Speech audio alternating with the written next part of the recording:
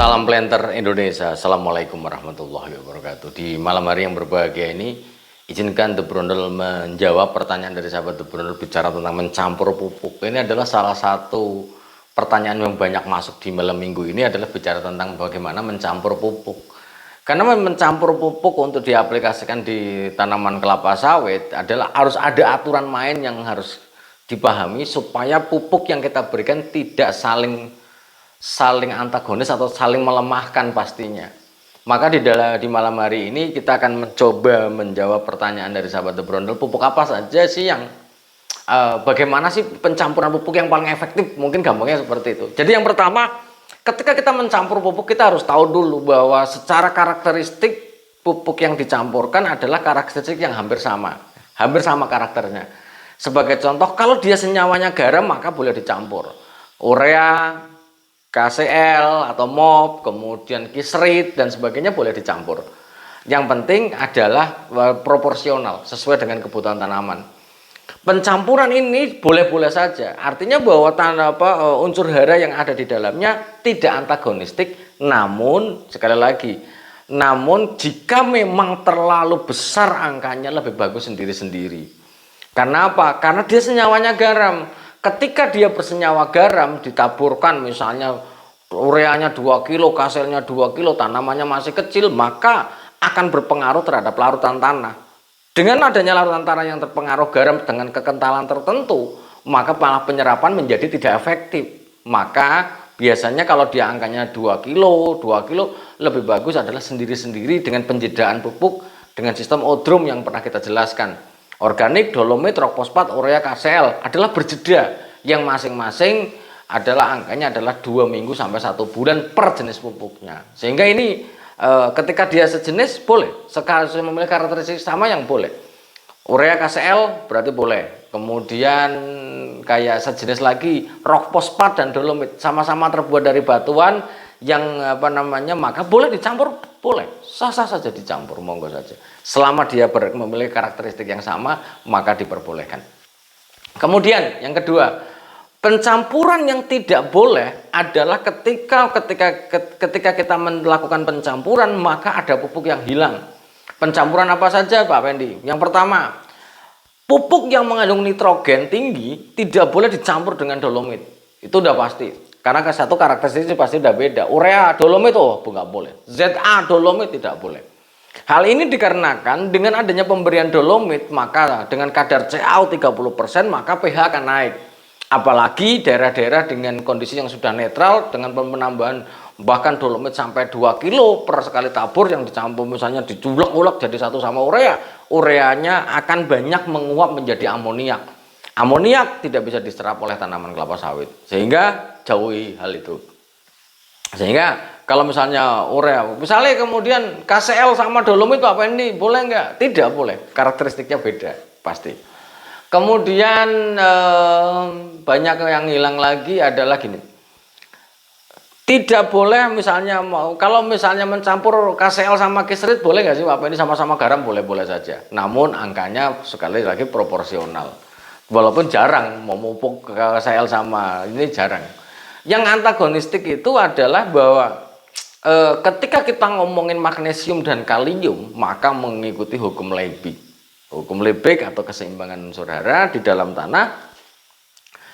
Pemupukan KCl sebagai sumber kalium yang mengandung 60% K2O ini sendiri, jika diberikan terlalu tinggi, maka ion kalium akan terlalu banyak di dalam tanah, yang mana konsentrasi ion kalium ini jika terlalu besar, sementara magnesiumnya kecil, magnesiumnya akan semakin kegencet.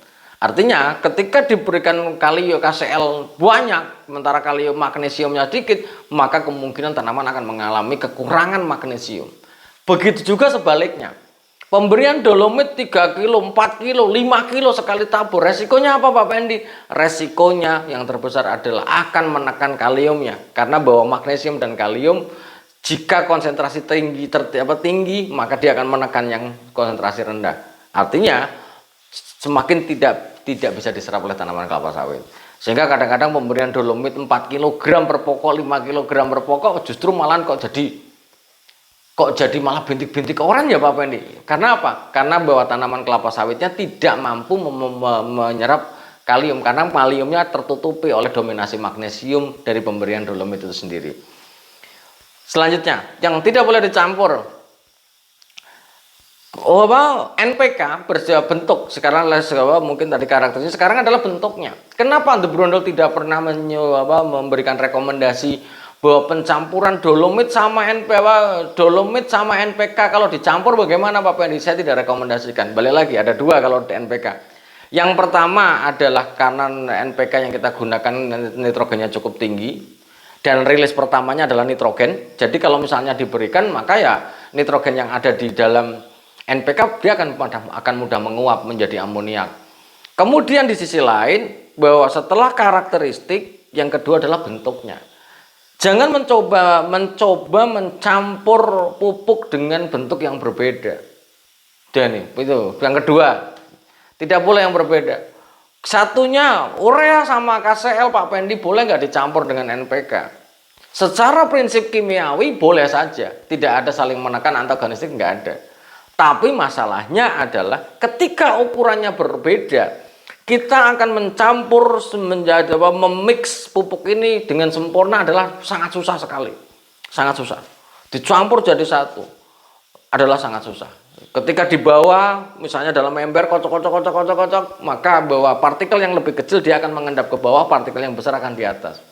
Tapi kalau diberikan bersamaan boleh-boleh. Tapi kalau dia karena secara prinsip kimianya tidak ada masalah, maka kalau diberikan bersama-sama dalam ember yang berbeda ditebar-tebar ya nggak ada masalah.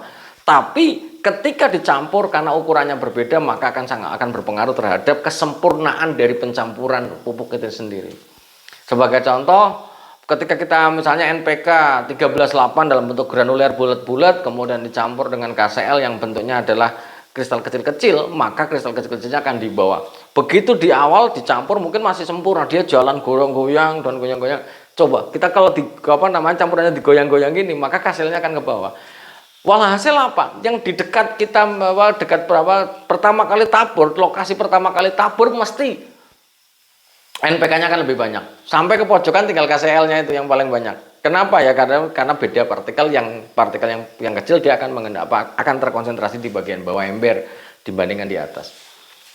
Kemudian tidak boleh dicampur yang selanjutnya setelah karakteristik, kemudian bentuknya adalah yang ketiga, dosisnya.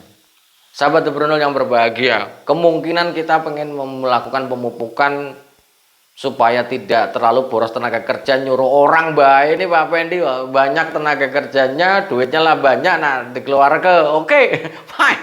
Tapi tidak boleh mencampur jadi dibuat satu antara dosis tinggi dengan dosis rendah. Apalagi mungkin kalau di kelapa sawit dosis rendah adalah unsur hara mikro. Kenapa tidak diperkenankan? Karena ketika kita melakukan pencampuran sebagai contoh KCL terakhir Pak Pendi, KCL mau tak campur pakai borat. Secara kimiawi nggak ada masalah, tidak ada masalah. Masalahnya ada di pencampurannya. Apa yang terjadi ketika kita di dalam ember mencoba mencampur dengan KCL dengan borat dicampur jadi satu, bentuknya hampir sama-sama, satu kristalnya lembut banget, satunya tidak.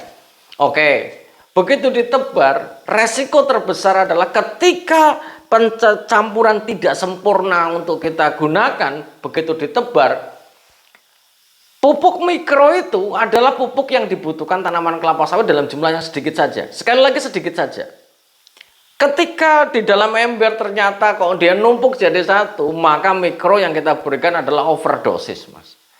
Overdosis pupuk mikro fatal akibatnya. Baik mulai dari CuSO4 ataupun tembaga sulfat yang diberikan untuk gambut ataupun boron. Pemberian boron terlalu tinggi, maka bisa mengalami nekrosis, daunnya kayak kebakar. Pemberian Cu yang terlalu tinggi letal, mati itu bisa gosong semuanya. Sehingga sahabat The Brondol jangan mencoba mencampur dengan dosis tinggi dengan dosis rendah. Ini yang harus saya sampaikan kepada sahabat The Brondol karena minggu ini banyak yang bertanya.